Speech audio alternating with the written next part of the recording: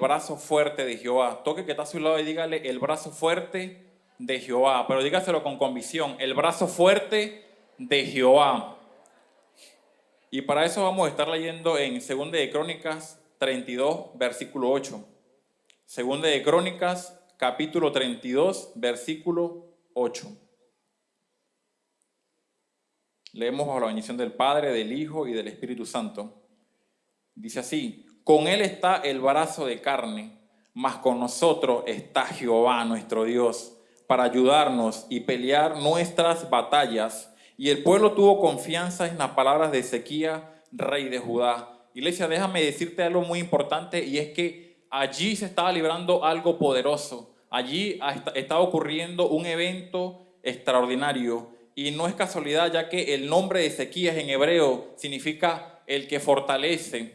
El nombre de Ezequías significa Yahweh fortalece. Y no es casualidad de que este hombre se haya levantado para ser un instrumento de parte de Dios. ¿Sabe qué pasaba? En ese tiempo el pueblo de Israel estaba distraído, estaba dormido y estaba de espaldas a Dios. Estaban haciendo todo lo malo delante de la presencia de Dios. Y cuando esto ocurre, dice que Israel fue entregado en manos de los enemigos y fue sitiada, fue saqueada, fue llevada a cautividad.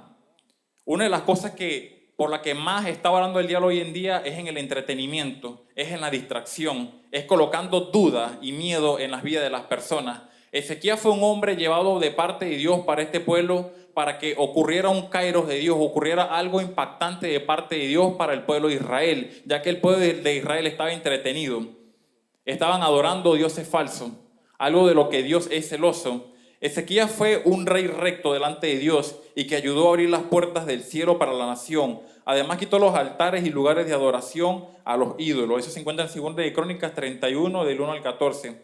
Aparte de Ezequías fue de ser un rey apartado para Dios, dice que fue un rey con un propósito para el pueblo de Dios. Y hay hazañas que este gran rey realizó para favorecer al pueblo de Dios, para favorecer a Israel. Una de las cualidades o de los hechos que este hombre realizó, fueron 11 hechos en los que más cabe resaltar de lo que este gran hombre hizo, este hombre de Dios realizó en esta nación. Número 1, el primer hecho fue que abrió las puertas de las casas de Jehová. ¿Sabe qué ocasiona cuando el pecado entra y cuando el diablo viene y se entrona? Hace que las puertas del templo de Jehová sean cerradas. Hoy en día no es casualidad de que el mundo se encuentre como está, ya que es lo que ha querido el enemigo. Pero cuando la iglesia abra sus ojos, sea despertada, va a entender el poder que tiene para con Dios y lo que Dios ha derramado en su vida, y se va a levantar en contra de cada una de estas cosas para ser el que va a abrir una brecha.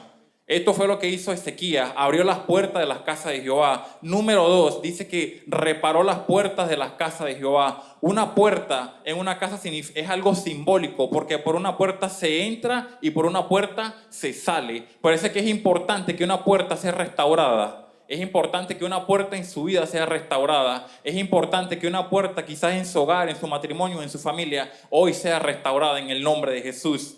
Número 3, dice, ayudó a restaurar a sacerdotes y levitas en santidad. Otra de las cosas que había acontecido en el pueblo de Israel mientras estaban adorando dioses paganos es que se habían descuidado los sacerdotes y los levitas. Se habían descuidado por completo de lo que Dios le había encomendado hacer o de lo que Dios le colocaba a hacer. Cuando este rey llega, el rey Ezequías, dice que él propuso o Dios lo usó para que estos sacerdotes y levitas nuevamente retomaran la labor que le correspondía hacer. Fue el tercer punto que hizo. El punto número 4, sacó la inmundicia del santuario. Otra cosa que hizo el enemigo o logró hacer fue colocar inmundicia en el santuario.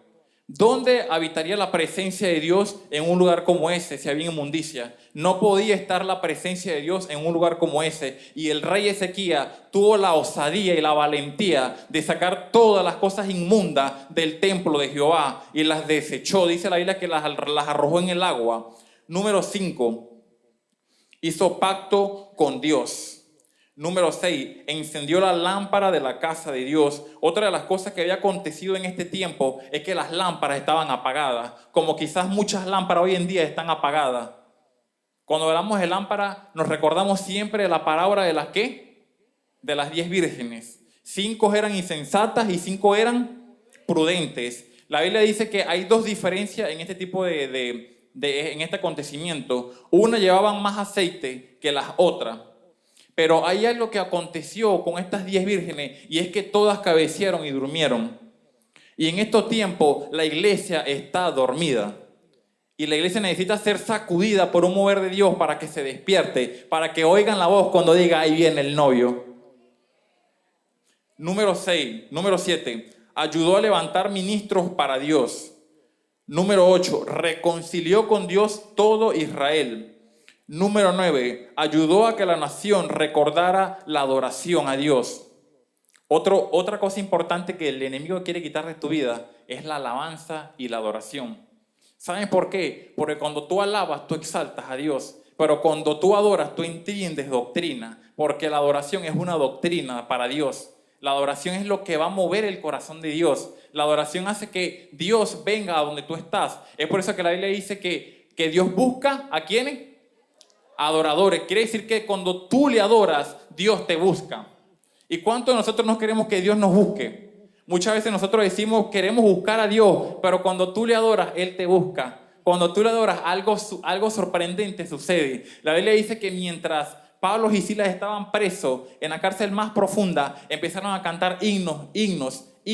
No sabemos qué himnos, pero lo cierto es que estaban adorando a Dios y mientras oraban dice que un temblor sacudió ese lugar y ellos fueron liberados. Es lo que causa la adoración, es lo que la adoración tiene que hacer en tu vida, es lo que tú tienes que proponerte hacer cada vez que tú vienes a la iglesia. Escucha muy bien, iglesia, escucha muy bien esto. Cuando tú vienes a la iglesia, tú no tienes que enfocarte en quién está a tu lado o cómo te mira el que está a tu lado, ni siquiera lo que piensa el que está a tu lado. Tú tienes que enfocarte en adoración a Dios. ¿Sabes por qué? Porque cuando tú entiendas adoración vas a entender lo que dice Apocalipsis capítulo 4. La Biblia dice que los ángeles, los querubines, todos se rinden y se postran delante de Él. Y le dicen el que era, el que es y el que ha de venir. Y aquí hay algo profético, porque el que era es Dios. El que es el Espíritu Santo, pero el que ha de venir es Cristo Jesús. Y dice en la Biblia que los 24 ancianos, todos, rinden sus coronas delante de Él. Es momento de que la iglesia entienda de que nosotros no necesitamos ser admirados, sino que Dios tiene que ser glorificado para que las demás personas vean lo que es Dios en nuestras vidas. Es momento, ¿saben por qué? Porque nosotros como cristianos, la Biblia dice que se nos van a dar coronas. Hay diferentes tipos de coronas. Para unos la corona de la vida. Para otras las coronas incorruptibles y así sucesivamente. Y es un gozo saber que usted tiene una corona, saber que usted va a tener una identidad, de que usted va a ser reconocido con una corona en el cielo. Pero va a llegar el momento donde todos vamos a soltar nuestras coronas y le vamos a decir, santo, santo, santo es el Señor.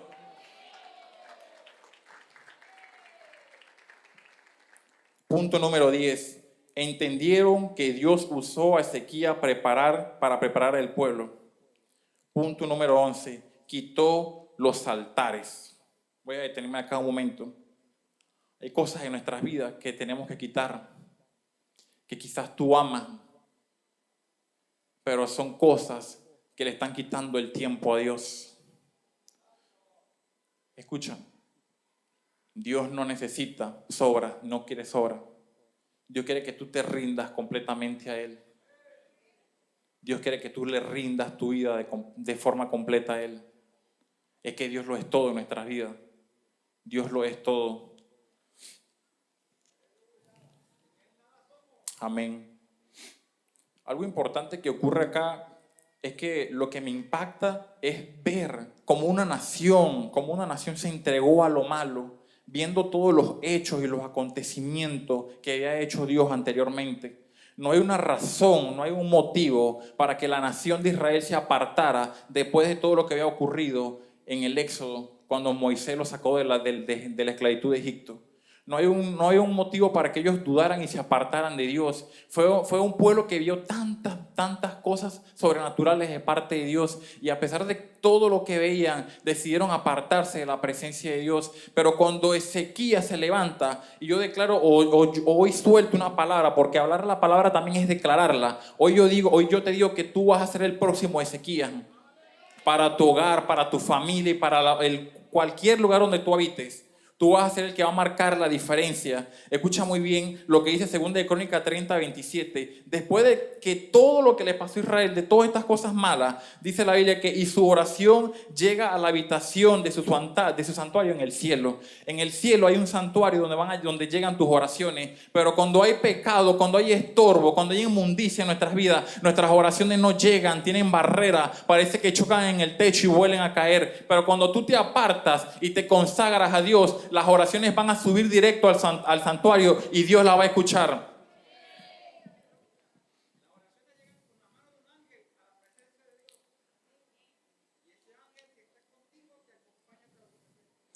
Tener un cambio en Dios hace que todo fluya en bendición, que nuestras oraciones sean oídas.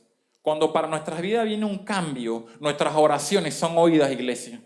Para cuando nosotros recibimos un cambio de parte de Dios, nuestras oraciones son escuchadas en el cielo. Y ¿sabe algo? Dios está deseoso de escuchar tus oraciones, pero mientras haya pecado en tu vida, tienes que desecharlo y sacarlo, así como hizo Ezequías, sacó la inmundicia del templo de Dios, y después de todas estas cosas, las oraciones fueron escuchadas, el pueblo fue cambiado, la cautividad fue quitada, todos los males que el diablo había querido colocar en esta nación fueron quitadas por parte de este hombre usado por Dios. Y cuando un Ezequías se levanta, las cosas van a fluir para bien. Pero aunque de repente son las cosas que usted quiere escuchar, también le voy a decir una cosa: un despertar de Dios, un mover de Dios, un sacudimiento espiritual con unción también va a despertar al enemigo.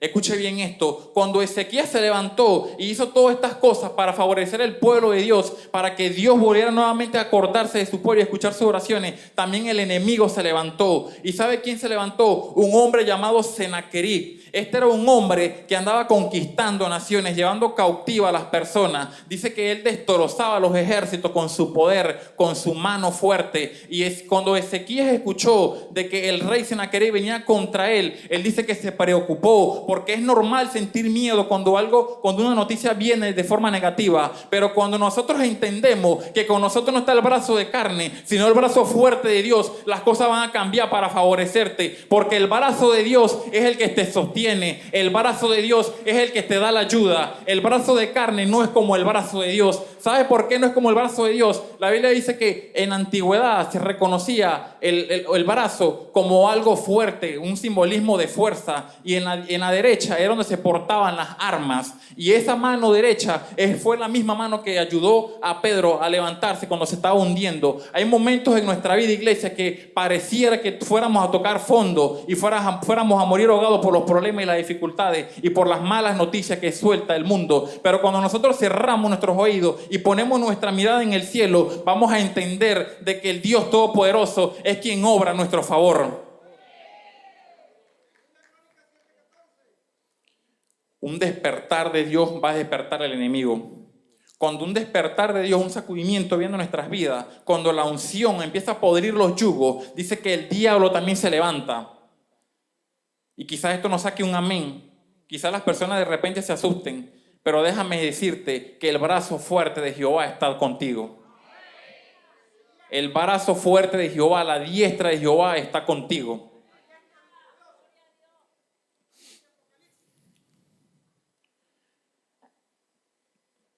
Segunda de Crónicas 32:1. Después de estas cosas y de esta fidelidad, vino Senaquerib, rey de los asirios, e invadió a Judá y acampó contra las ciudades fortificadas con la intención de conquistarlas. Escuchen muy bien esto. Eso está en Segunda de Crónicas 31. Voy a volver a leer. Después de estas cosas y de esta fidelidad, vino Senaquerib, rey de los asirios, e invadió a Judá y acampó contra las ciudades fortificadas con la intención de conquistarla. El enemigo quizás hoy tiene intenciones malas contigo, pero el enemigo se está equivocando, porque tú eres un hijo del Dios viviente. Ahora cuando el Ministerio de Oración estaba entonando una canción muy hermosa hablando sobre el Cordero Inmolado, déjame decirte que eso es muy cierto. Es verdad. Cristo vino como un cordero inmolado, pero resucitó como un león. ¿Y sabes qué es lo interesante de esto? Que en la selva hay muchos animales, pero el rey de la selva es solamente un animal. ¿Cuál es el animal que es el rey de la selva? el león. De repente hay tantos animales como quizás el águila que tiene destrezas y habilidades. Hay animales altos como la jirafa, hay animales fuertes como el elefante, hay animales habilidosos como los monos, pero la Biblia dice, la historia dice que el rey de la selva es el león. ¿Sabes por qué el rey de la selva es el león? Porque el león es el único animal que no tiene miedo y el Dios que está contigo tampoco tiene miedo. El Dios que está contigo es el que te sostiene y el que te ayuda. Cuando tú entiendes esto, de que Cristo sí vino como un cordero inmolado, pero resucitó como un león, tú vas a entender de que tú puedes conquistar como Ezequías, de que tú puedes hacer todos estos hechos como Ezequías, porque Dios te va a respaldar. No hay lugar duro, no hay lugar fuerte, no hay sequedad, porque donde llega la presencia de Dios va a ocurrir un cambio. Porque si la presencia de Dios está con nosotros, no hay nada que nos detenga. Es por eso que la Biblia está repleta y llena de estas poderosas historias que nos tienen que impactar y mover. Fíjense que es de admiración lo que nuestros pastores hacen o lo que nuestros pastores hacen, incluyendo los líderes también. Hacer estos tipos de actividades, yo le comparto a los muchachos, lo que hace el pastor no lo hace otra persona. Ir a estos lugares donde están olvidados por personas quizás que tienen más forma de ayudarle. Y Dios toca el corazón del apóstol para llegar a esos lugares. Y esas personas están tocadas por lo que se está haciendo allá. Y la obra de Dios no se detiene. La obra de Dios no se detiene. Pero Dios necesita a un Ezequías que se levante para hacer este tipo de actividades. Dios necesita y cuentes contigo para que Dios pueda glorificarse en estos lugares. ¿Cuánto le dan gloria a Dios? Sennacherib. La traducción de Sennacherib significa el dios sol, el dios que adora el que adora la luna, el dios que adora el viento. Este hombre Sennacherib era un hombre, era un militante, era un militar que le gustaba llevar cautivos. Dice que destrozaba con su mano a todos los ejércitos que se le enfrentaban. Él decía que no había un Dios que lo detuviera. Y yo le digo, tiene razón, porque a los dioses que se enfrentaban eran Dios con D minúscula.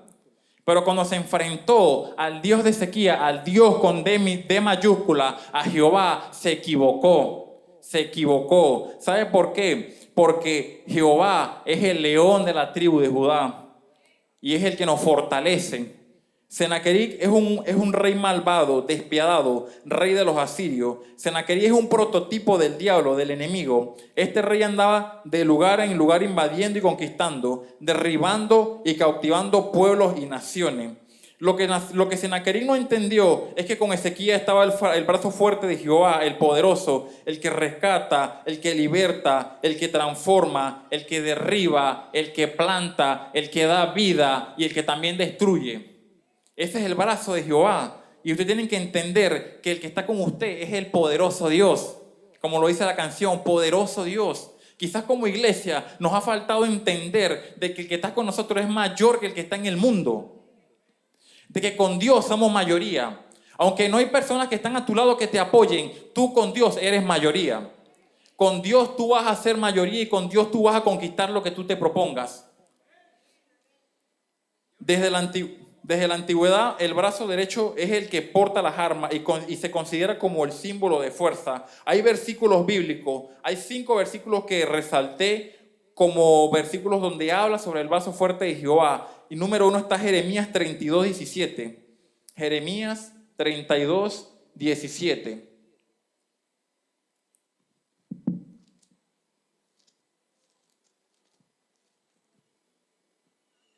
Fíjense lo que dice. Oh Señor Jehová, he aquí que tú hiciste el cielo y la tierra con tu gran poder y con tu brazo extendido. No hay nada que sea difícil para ti. Entonces, una de las características de este versículo es que dice que el brazo de Jehová está extendido y que no hay nada difícil ¿para quién? Para Dios. No hay nada difícil para Dios. Quizá lo que usted hoy está pensando, que lo está limitando, déjeme decirle que eso es una barrera para usted, porque para Dios no hay nada imposible. Para Dios no hay nada que lo detenga. Segundo versículo, Salmo 89:13. Salmo 89, versículo 13. Tuyo el brazo con valentía, fuerte es tu mano, ensalzada tu diestra. Fíjense lo que dice, tuyo el brazo con valentía. ¿Sabe algo, iglesia? El brazo de Dios no tiene miedo, el brazo de Dios tiene valentía. Y si Dios tiene la valentía, esa valentía también te la da a ti. Éxodo 6:6, Deuteronomio 4:34 y Isaías 53:1 fueron los últimos versículos. Pero ahora déjeme decirle, la Biblia dice que Senaquerib fue y se presentó delante del pueblo de Israel y empezó a mandar información diciendo: no confíen en Jehová, no confíen en el Dios de Ezequías, porque no hay un Dios que se resista a mi poder, no hay un Dios que se resista a mi mano fuerte, no hay otro como yo tengo los ejércitos, yo tengo la capacidad, yo tengo el poder, no confíen en Ezequías. La Biblia dice que Ezequías empezó a darle palabras de ánimo, palabras de aliento al pueblo, porque eso es lo que hace un hombre de Dios, darle palabras de ánimo y palabras de aliento al pueblo para que no tengan miedo, para que no tengan temor. Y mientras Ezequiel le daba palabra de ánimo y palabra de aliento, dice que el rey Senaquerib avanzó y empezó a sitiar los lugares, empezó con intención de conquistarla. El enemigo a veces va a querer llegar a tu vida con un problema, con un diagnóstico médico, con una noticia, y ese va a ser una intención de conquistar tu mente, porque cuando el enemigo traspase tu mente, va a llegar de manera fácil al corazón, y cuando él accede a tu corazón, tú puedes caer delante de él. Pero cuando tú cierras tu mente, o tu mente es una fortaleza porque está llena de la palabra de Dios, no hay diablo que te detenga, no hay palabra negativa que te detenga, no hay diagnóstico médico que se levante en tu contra. Y el rey Ezequías, dice la Biblia que también estaba angustiado. Y la Biblia dice en 2 de Reyes 19, cuando el rey Ezequías lo oyó, rasgó su vestido y se cubrió de cilicio y entró a la casa de Jehová. Y envió a Eliaquim, mayordomo, a Segna, escriba, y a los ancianos de los sacerdotes, cubierto de cilicio, al profeta Isaías, hijo de Amós. Estos dos versículos dan algo importante. Número 1, dice que se vistió de cilicio. Vestirse de cilicio es humillarse. Pero también dice que número 2, entró a la casa de Jehová. Y en la casa de Jehová hay provisión. En la casa de Jehová hay respuestas para lo que tú estás buscando. Cuando tú vienes a la iglesia, de repente con un miedo, cuando vienes con una angustia, cuando llegas a la iglesia, entras en adoración, entra la palabra de Dios y empieza a cambiar tu vida. Y eso fue lo que hizo el rey Ezequías. Entra al templo de Jehová, pero no solamente eso, sino que dice que se buscó al profeta. Es lo que nosotros debemos hacer. ¿Saben por qué? Porque la profecía es lo que nos va a direccionar. Y fue lo que él encontró. Y la respuesta del profeta fue decirle de que Dios le iba a dar la conquista. Pero el rey Senaquerib siguió adelantándose. Dice que preparó cartas y las mandó. Y en estas cartas dice que blasfemaban contra Dios. En esas cartas también dice la palabra que se burlaban de ellos, que los querían humillar y le decían que no iban a vivir, que iban a morir. Y quizás muchas personas han creído que esto ha sido su última temporada, pero en medio de esta temporada tú vas a salir victorioso. En medio de estas angustias, de estos problemas, en medio de estas adversidades, tú vas a salir victorioso. Pero tienes que entender lo que la palabra de Dios dice, porque Ezequías dice que entró a la casa de Jehová y se humilló. Y cuando en nuestras vidas hay humillación, parece que el oído y los ojos de Dios se ponen de acuerdo para poder mirarte. Más adelante dice la Biblia que Ezequías le dice: quizás oirá Jehová tu Dios todas las palabras que este hombre ha dicho. Quizás oirá Jehová tu Dios todas las palabras que él ha dicho, pero los oídos de Dios están atentos para responder tu oración. Y la Biblia dice que Ezequías agarró las cartas de amenaza, de problemas, de angustia. Dice que corrió, subió, entró a la casa de Jehová y las echó. Y dijo: ahora Jehová, el diablo ha hablado, el diablo ya amenazó, el diablo ya dijo, pero Señor, ahora habla tú. Señor, ahora dale respuestas tú. ¿Y sabe cuál fue la respuesta? Porque me fascina lo que este hombre hizo. Agarrar las cartas, ni siquiera ponerle atención, sino tirarlas delante de Jehová. Esto significa que tú tienes que llevar tus problemas, tus angustias, las enfermedades y todas las malas noticias que el mundo te da ante la presencia de Dios. Gloria a Dios. Y aplaudir, hágalo fuerte para Dios.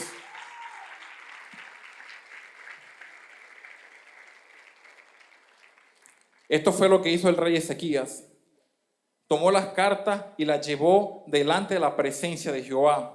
Y cuando él entregó las cartas delante de la presencia de Jehová, la respuesta de Jehová vino de forma inmediata. ¿Cuántos de ustedes quieren que la respuesta de Jehová venga de forma inmediata ante su vida? Déjame decirte que hay pasos para esto. Tienes que humillarte delante de la presencia de Dios. Tienes que entrar en la intimidad con Dios, porque las respuestas no van a venir por sí solas. Pero cuando tú haces cosas como esta, los oídos y los ojos de Dios estarán atentos a lo que tú le pidas. En realidad, la historia no termina de una forma negativa. Aunque un ejército se levantó contra Israel para conquistarla, la Biblia dice que mientras el rey Ezequías estaba derramando su presencia, sus lágrimas delante de la presencia de Dios, la Biblia dice que un ángel de Dios vino y destruyó a todo el ejército enemigo. Un ángel de Dios vino y se presentó y destruyó a todo el ejército enemigo. ¿Y sabe cuál fue la respuesta a lo último que dice la Biblia? Que el rey Senaquerí salió confundido y humillado. Dice que se fue a un lugar y en ese lugar fue muerto a espada a causa de sus hijos. Es que ustedes tienen que entender que el que pelea con usted es mayor que el que está en el mundo. Iglesia, nosotros tenemos que entender y saber a quién usted adora. Saber con quién es que usted está hablando en intimidad. Saber a quién es que usted está conociendo por la palabra, porque no es un Dios con D minúscula, sino un Dios con D mayúscula, un Dios fuerte, un Dios que hace proezas, un Dios que hace milagros, un Dios que resucita a los muertos, un Dios que da vida, un Dios que transforma, un Dios que liberta. Ese es el Dios que nosotros adoramos, ese es el Dios que nosotros servimos, ese es Jehová, Dios Todopoderoso. Pero iglesia, hoy en día la iglesia necesita despertar de donde está. ¿Y por qué el Señor Jesucristo compartió en Mateo 25, después de las señales de la venida del Hijo del Hombre, comparte esta parábola de las 10 vírgenes? Porque es algo profético y simbólico que se está viviendo y cumpliendo hoy en estos días, en estos tiempos. ¿Sabe, iglesia? Nosotros como pueblo de Dios tenemos que entender que los tiempos que vivimos son tiempos acelerados. Tiempos proféticos, tiempos donde estamos viendo cumplimiento a lo escrito en la Biblia, en Daniel y en Apocalipsis, que es revelaciones. Estamos viviendo tiempos acelerados. Tenemos que entender los tiempos que estamos viviendo también. Y es por eso que en Mateo capítulo 25 habla sobre la parábola de las 10 vírgenes. Y estas vírgenes dice que todas durmieron. Quiere decir de que hay un adormecimiento en la iglesia, hay un adormecimiento en el mundo entero. Y por eso es que podemos ver cómo hay un levantamiento de las cosas malas. Porque cuando la iglesia se despierte y empiece a clamar a Dios, así como Dios obró con Ezequías, también va a orar en este mundo de esa manera. Porque Dios es poderoso, Dios es grande. Y Dios aún sigue haciendo milagros. Aunque quizás muchos no lo crean, Dios sigue haciendo milagros. Dios sigue haciendo proezas. Amén.